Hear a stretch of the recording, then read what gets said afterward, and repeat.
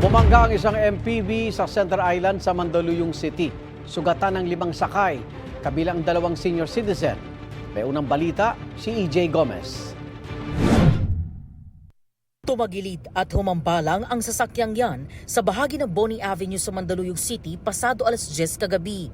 Aksidenteng bumangga sa Center Island ng kalsada ang sasakyan matapos mawalan umano ng kontrol ang 64 anyos na driver dahil madulas ang daan ayon sa barangay. Nung time po na nangyari insidente, medyo umaambon po ng konti. Tapos yun natuluyan pong umulan.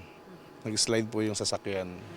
Ayon sa Mandaluyong Police, galing San Mateo Rizal ang multipurpose vehicle o MPV na maghahatid lang sana ng kaanak sa Mandaluyong. Ang 5 sakay, nagtamo ng mga injury sa iba't ibang parte ng katawan.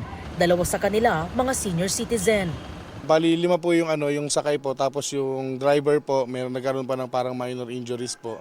Tapos yung naparuhan yung senior citizen na asawa po yata ni sir na driver. Tapos yung isa po wala namang ganong tama, yung 2 may mga lang. Pero may mga sugat lang siyang konti. Tumagal ng 15 minuto ang pag-rescue sa mga biktima mula sa loob ng sasakyan.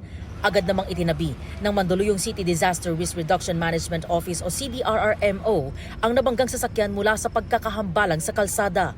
Sinusubukan pa ng GMA Integrated News na kunan ng pahayag ang mga biktima na kasalukuyan pang nagpapagamot sa ospital. Ito ang unang balita. EJ Gomez para sa GMA Integrated News.